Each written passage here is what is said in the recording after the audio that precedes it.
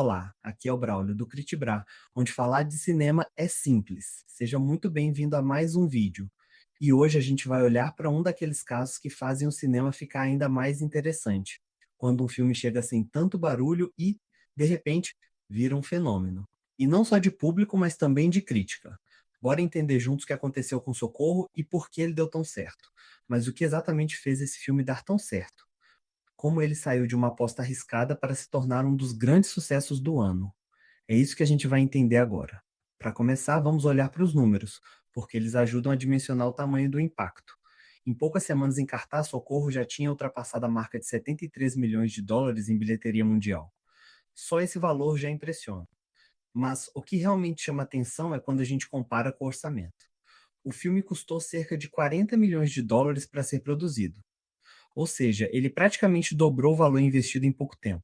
No mercado de cinema, isso não é apenas um bom resultado, isso é considerado um grande acerto financeiro. É o tipo de desempenho que os estúdios comemoram. E não foi só o público que comprou a ideia, a crítica também embarcou. Socorro alcançou 93% de aprovação no Rotten Tomatoes, um índice muito alto, especialmente para um filme terror.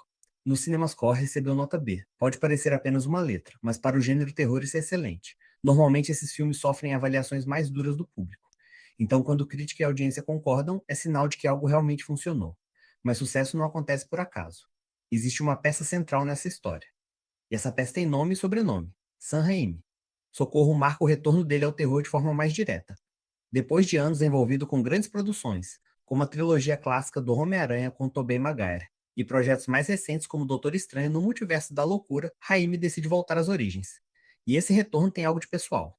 O próprio diretor comentou que se identificou com o tema do filme, especialmente com a ideia de sabotagem no ambiente de trabalho e disputas de poder. Ele usou experiências da própria carreira em Hollywood como referência emocional para construir a narrativa. Quando o diretor coloca algo pessoal na história, o resultado costuma ganhar mais verdade. Claro que visão de diretor sozinha não sustenta um filme. É preciso um elenco forte. E aqui entram dois nomes que carregam praticamente toda a narrativa nas costas: Rachel McAdams e Dylan O'Brien. A química entre os dois é essencial para que a tensão funcione, e os bastidores ajudam a explicar isso. O próprio Raimi revelou que incentivava Dylan O'Brien a provocar de verdade a Rachel McAdams entre as cenas. A ideia era criar uma irritação real, algo que permanecesse ali latente para ser usado nas gravações. Pode soar exagerado, mas esse tipo de método às vezes gera resultados intensos na tela. Rachel McAdams, inclusive, recebeu elogios públicos do diretor pela entrega total ao papel. Segundo ele, muitos atores teriam imposto limites mais rígidos. Ela não, se jogou nas cenas físicas, enfrentou lama, sangue cenográfico, situações desconfortáveis, tudo para manter a autenticidade da personagem. Essa dedicação aparece em cada momento de tensão. E falando em tensão, a identidade do filme passa por um estilo que Raimi domina como poucos: o chamado terrir. Uma mistura de terror visceral com humor ácido e às vezes até um toque de exagero proposital. É aquela sensação de não saber se você ri ou se assusta. Essa combinação cria uma experiência instável que mantém o público sempre atento. Para reforçar essa proposta, Raimi reuniu um time experiente. Entre os colaboradores está o compositor Danny Elfman, conhecido por criar trilhas que transitam entre o sombrio e o excêntrico com muita personalidade, como por exemplo Beetlejuice, A Lenda do Cavaleiro Sem Cabeça e Alice no País das Maravilhas de Tim Burton. Além disso, os roteiristas escolhidos já tinham experiência com terror e sabiam trabalhar esse equilíbrio delicado entre tensão e ironia. No centro da história estão Linda e Bradley. Linda é uma estrategista brilhante, mas constantemente subestimada no ambiente corporativo. Bradley é o chefe dela, inseguro e incompetente, mas protegido pela posição que ocupa. Quando os dois acabam isolados em uma ilha deserta, a dinâmica de poder muda completamente. O que era hierarquia vira sobrevivência, e essa inversão é explorada tanto pelo suspense quanto pelo humor. Esse conflito funciona porque ele é reconhecível. Mesmo com exageros e elementos de terror, existe ali uma crítica às relações de poder no mundo corporativo.